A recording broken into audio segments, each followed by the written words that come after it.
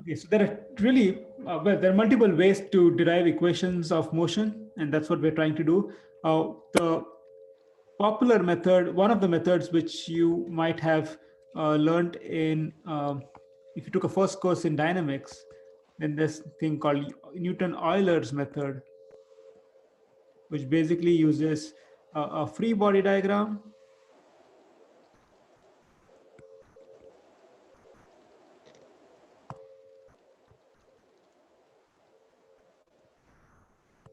and then you write F equals ma, and then you do let's see, h dot or h dot equals r cross mv plus I mv dot I alpha.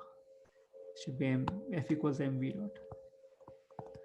Okay, another method which I'm going to use in this class is called Euler-Lagrange method,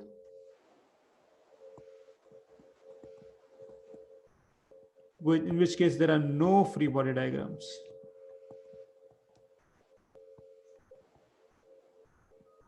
Okay, we only need the kinematics.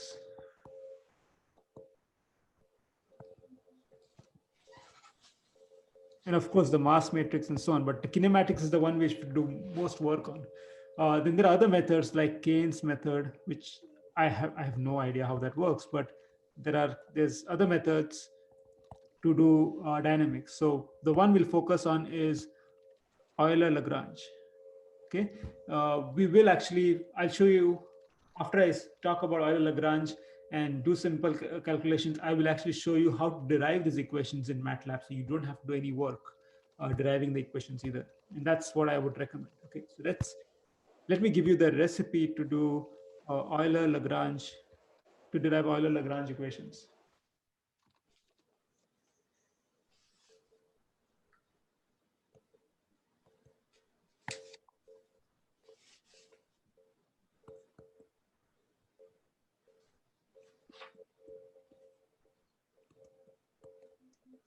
Okay, and we'll sort of use this again and again in this course. So first step is find the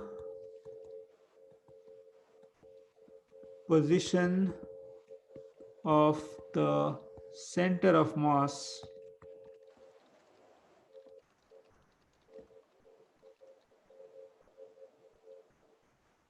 of each link, okay, assuming that there are many links, like in case of two-link pendulum, there are two links in the global frame.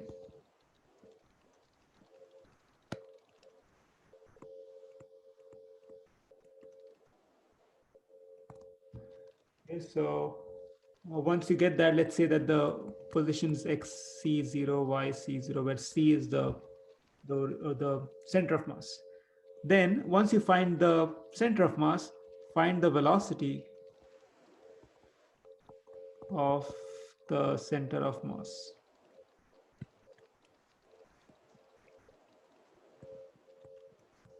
Okay, and to find the velocity, you simply differentiate with respect to time,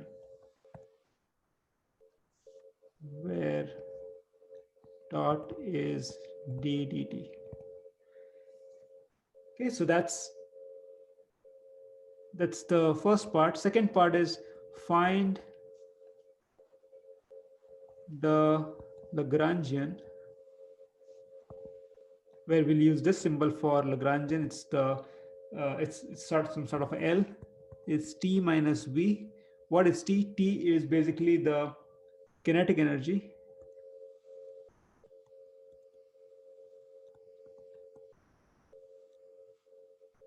And V is the potential energy.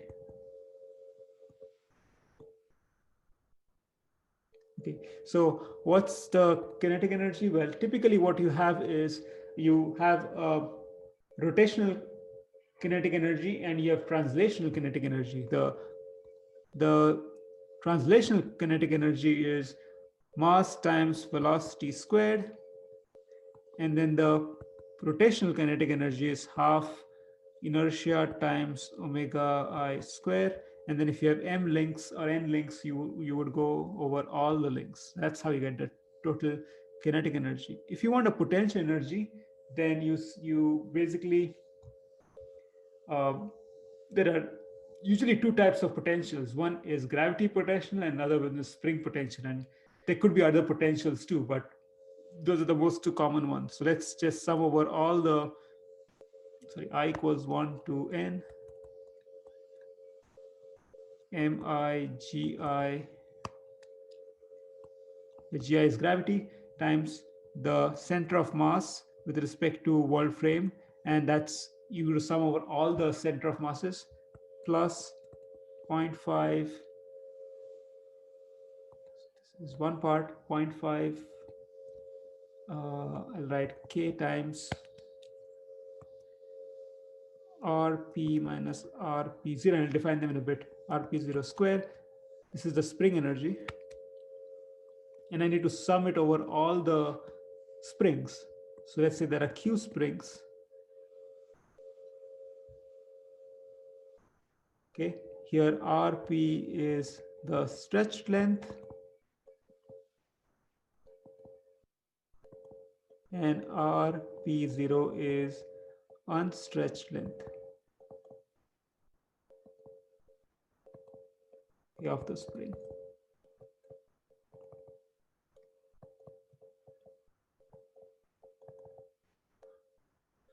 Okay, so once you have V and T, you will have L, which is the Lagrangian. Okay, now once you have the Lagrangian, the third step, which is actually the easier step because you just have to use this formula to find the equations. So then we write the equations of motion from the Lagrangian. Okay, and the equations are basically d dt of d Lagrangian with respect to q, and I'll define what q is just a bit. J minus d Lagrangian dq, j equals qj. Okay, so what's q, small q? Q is basically the degrees of freedom. Okay, typically the degrees of freedom for, let's say, something, so for a projectile, okay, are going to be x and y. So projectile q will be x and y, just two, right? If you have a two-link manipulator or two-link pendulum, then q will be the 2 degrees of freedom, the two angles. Okay, if you have a bar flying in the air, so a projectile such as a rod. Okay, so by introducing a rod or some shape or some sphere, let's say that that sphere is also going to rotate about its own axis, in which case you will have 3 degrees of freedom. You'll have x, y, and you'll also have the rotational degree of freedom because it will have kinetic energy. Anyway, so once you have q, you can then do this differentiation, and here note that this is a partial derivative. Partial derivatives are when you keep some things. So if you're putting a partial derivative with respect to x, then you keep y and theta, you interpret them as constants when you're taking the derivative, and vice versa when you take derivative with respect to y and theta, and then this is basically the total derivative. So if you've forgotten what partial derivatives are, so don't worry about it. I will actually do examples, and also these things are done by MATLAB, so you don't have to worry so much about partial derivatives. The Q, capital Q, is basically the external forces. Okay, and we'll talk about them through the example. But if you have something which cannot be expressed as a potential, so if you have drag forces, or in case of spring pendulum systems, you have viscous friction or a torque, external torque, you will actually put it inside capital Q on the right side. And basically this will give you the equations of motion. Okay, so that's step 3. And step 4 is once you do this, you will actually get expressions for the rate of change of xc and yc. Okay, you'll find this, and if there is a theta, you'll also find that. Okay, so this is basically giving the accelerations, which is what dynamics is all about. Once you get the accelerations, then you can integrate the equations to get the velocities and also the positions. And so the whole crux is actually getting this uh, expressions for the accelerations, which comes this way from Newton, from Euler-Lagrange. If you want Newton-Euler's method, you explicitly get it from F equals ma. Okay, so what I'm going to do next is, and this will be basically what I'll do and finish today, is I will show you how to apply Euler-Lagrange equation to derive the equations of motion of a projectile, which is thrown in the air with drag force. And then I'll show you a simulation, how to simulate that, and that's when we'll stop. Do you lose information about velocity and position? You actually don't lose it because you will integrate the acceleration to get the velocity and position. So you'll see this when I do the projectile. In fact, when we integrate these equations, we'll get the position. And once we get the position, we'll make an animation of the projectile going in the air. So we will not lose any information. Okay, so here is the example. So this is my first example, projectile. The second example will be the double pendulum, which will basically be the segue to legged robotics, right? But this is just illustrating how to apply the Euler-Lagrange equations. I made it a little bit more complex than what you would see in a physics class, which is basically a drag-free projectile. But here we're going to introduce drag. There's mass. There is, this is y from the floor, and then let's choose the coordinate x, y, and then let's say that the projectile has a velocity vx and vy in the x and y direction. Okay, so the question is,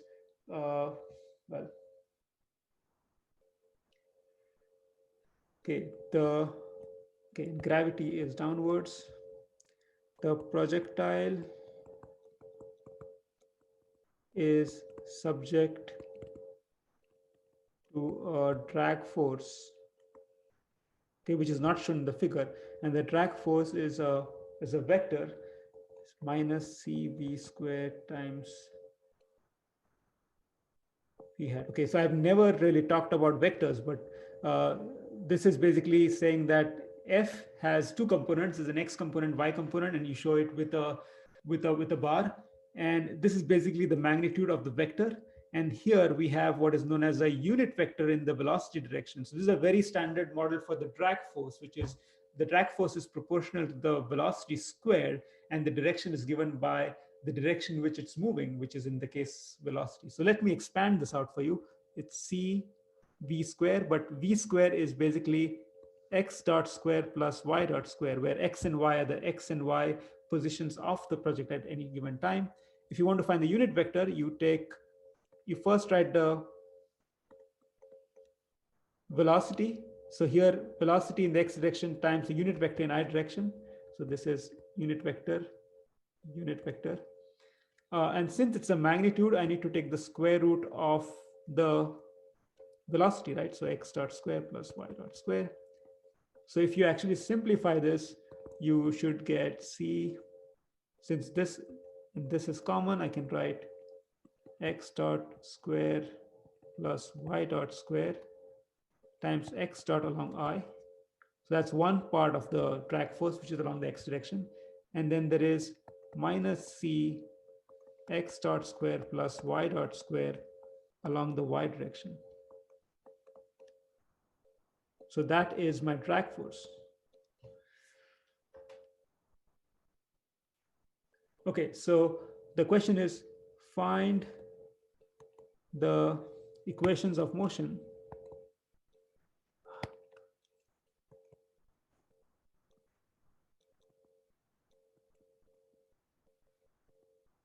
and simulate the projectile. Okay, so that's the question, and we'll use Euler-Lagrange method. I'll go through step by step the 4 steps I just talked about, and then I'll show you an animation how to do this in MATLAB. Okay, so first step is we need to identify the position of the center of mass. So COM, the position of center of mass is x and y.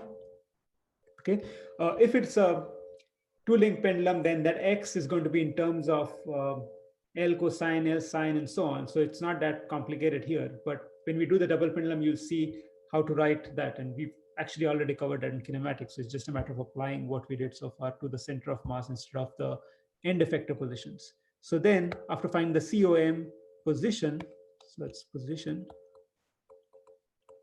we need to find the velocity. In this case, the velocity is simply x dot y dot, okay? If for a double pendulum, you'll see it's a little bit more complicated than that. Okay, so first we find that. The second step is find the Lagrangian, which is t minus v. Now in this case, it's actually very simple. The kinetic energy, which is t, is half mass times the velocity squared, okay? And the velocity squared is actually x dot square plus y dot square. Okay. Then we need to subtract from that the potential energy, which is mass, gravity, times, in this case, the height of the projectile from the ground. So minus mgy. Okay, so we have the Lagrangian. Okay, third step is we use the Euler-Lagrange equation, which I'll write down.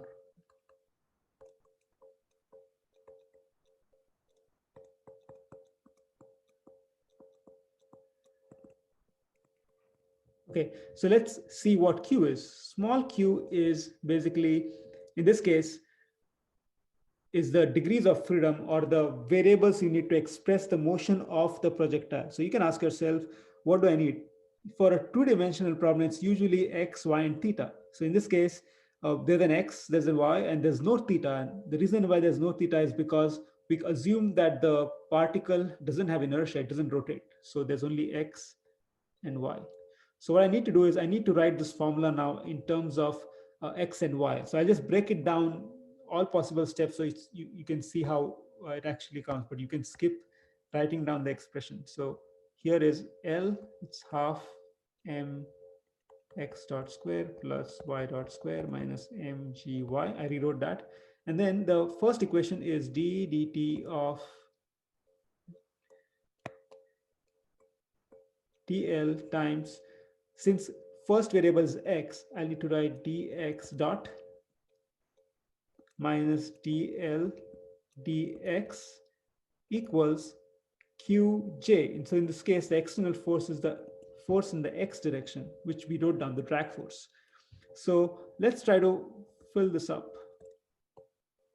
So dl dx dot, okay? So what you need to do here is find the derivative of the Lagrangian with respect to x dot, not x, but x dot. So in this expression here, there's only one x dot, and then there's y dot, and then there's y. So when you take the partial derivative, you treat everything but x dot as a constant. So if you treat y dot as a constant, its derivative with respect to x dot is going to be 0.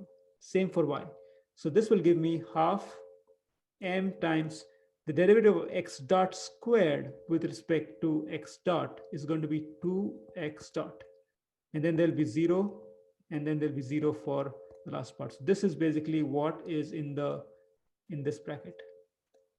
The next term is dl with respect to x. Now you see that there's no x here, so this term is effectively 0. Now that equals the force from the drag, which I wrote down earlier. It's basically this is the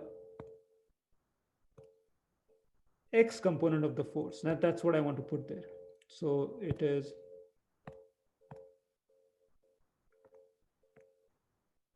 it's going to be minus c square root of x dot square plus y dot square times x dot. Okay, so now we are left with one more step, which is I need to find d dt of this term. And effectively what I'm doing is I can cancel this too. If I try to find the derivative of m with respect to time, that's 0. I only need to find the derivative of x dot with respect to time, and that's simply x double dot, which is the derivative of velocity is acceleration. So m x double dot equals minus c times x dot square plus y dot square times x dot. And then if you want to write an expression for x double dot, it's minus c divided by m x dot square plus y dot square times x dot. So that's my equation 1. Okay, now let's write the same thing for y, and I'll go a little faster here. d dt dl dy dot minus dl dy equals fy d dt. So I need to find the derivative of L with respect to y dot. So if I go back to this expression, you see that the x dot, the first term will be 0. The last part here will be 0. The only part left is y dot square, and that will be half m times 2y dot. Okay, that's the only thing left. And then when I do dl dy, again, when you take the derivative with respect to y, you treat everything x dot y dot as constant. So when you take the derivative of constants, so 0, and you only left with minus mgy. So derivative of mgy with respect to y is minus mg equals fy, which is c times x dot square plus y dot square times y dot. Okay, and so this 2 goes away. When I take the derivative, I get y double dot my double dot minus minus plus mg equals c times x dot square plus y dot square times y dot. And so y double dot is minus g minus, sorry, plus c divided by m x dot square plus y dot square times y dot.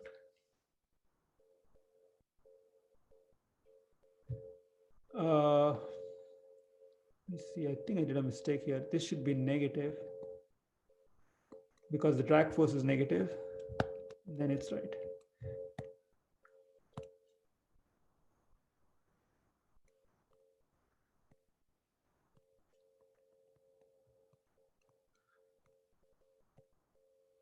Okay, the fourth step is basically finding x double dot and y double dot, which is basically equations 1 and 2. So I've already wrote them down in the previous steps. I already wrote down x double dot, y double dot. Okay, so these are the equations. Okay, now the second step is to actually simulate this in MATLAB. So for simulation, and I will go through this as the last part and I'll stop, is if you start the projectile at a certain position, x, y, with a certain velocity, okay, so it'll have a vx, vy. We need to make a plot of its behavior. Now, it turns out that if you have no drag, it'll be a parabola. If you actually have drag, then the pattern is actually interesting. It's actually like this. It actually goes up and then falls down as if it was falling without any horizontal velocity. So depending on C. Okay, let's see how to do the. Paul, I chose to split my work in 3 files. Okay, so there is a main file, which I always like to call the main file, the file where I do all the initialization, and the file to run first is the main file. I have a RHS file, and why I call it RHS, and then there's the animation file. Okay, so let me just first play this before I explain what's going on. So this is a projectile being dropped from 0, 0 with some drag force, and you can see that the profile is not parabolic, and that's because the drag force is not equal to 0. If you change the drag force to 0, it actually becomes parabolic. But let's just see how this thing runs. Now, what I do is I actually, so in the past, I wrote down parameters L1, L2. Here you can see that they're written slightly differently. I actually wrote down them as a structure, projectile.g, projectile.ground, and so on. And the reason I do that is because when you pass the arguments, it's much easier to pass them as structures than to pass them as individual elements. And this is just a programming choice I made, okay? But you don't have to do this. So then there are a bunch of things I do here. Initialization.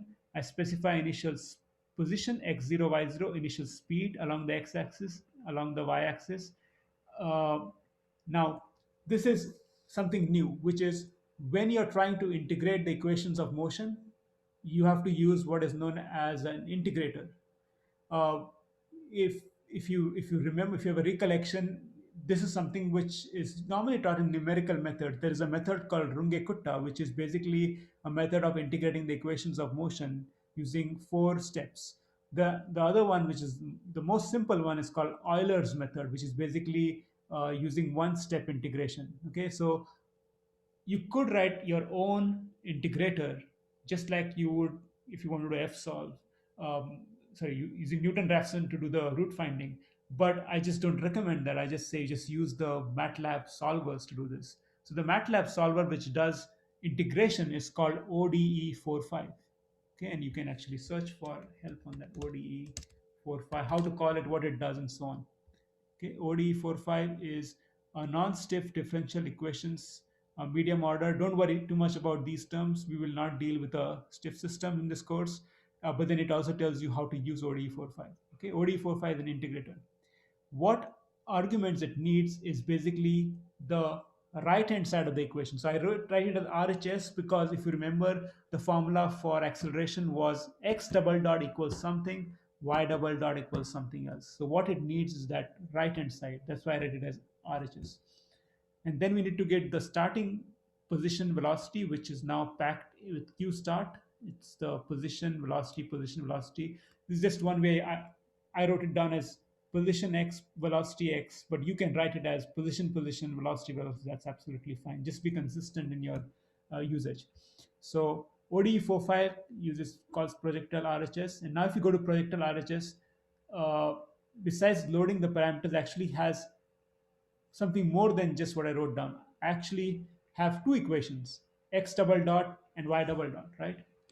But when you write ODE, you need to write first order equations, which is basically instead of writing x double dot, you also need to write what is the formula for x dot. So the way you write this is x double dot, you typically write as ax, and ax is equation 1 in the notes.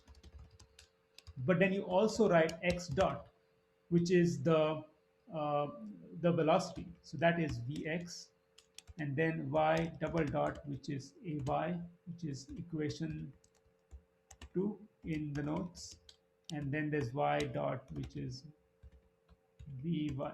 Okay, and the way you write the order is the same as the order in which you specified them. So for example, here you specified position, velocity, position, velocity. So when you write RHS, you need to write first the derivative of position, which is velocity, and then the derivation of velocity of in the x, so it's ax, then it will be this, and then the final one. So you can see here it's x dot ax, which is this, y dot ay. And what is ax? Ax is basically, okay, I wrote it down this way, but I can make it simplified here. So now I think it'll correspond to exactly what it is written in the notes. Okay, so that's ax, and that's basically second and fourth one, and then you need to specify the x dot, and okay, maybe I should write it as vx, vy to make it easier to understand. X dot, so this is vx, and this is vy, and then vx, vy, and then we need to change this to vx and vy. Okay, these vx and vy is nothing but the inputs. So we always send to OD45 position, velocity x, position y, velocity y, and so the second and the fourth argument to this is actually the vx and vy. So as you can see, the second argument and the fourth argument. Okay, and then this is just copy paste. So that's the right hand side, and then after you do this, okay, let me, so this q is basically going to be, let's just print it out. Let me just run this first.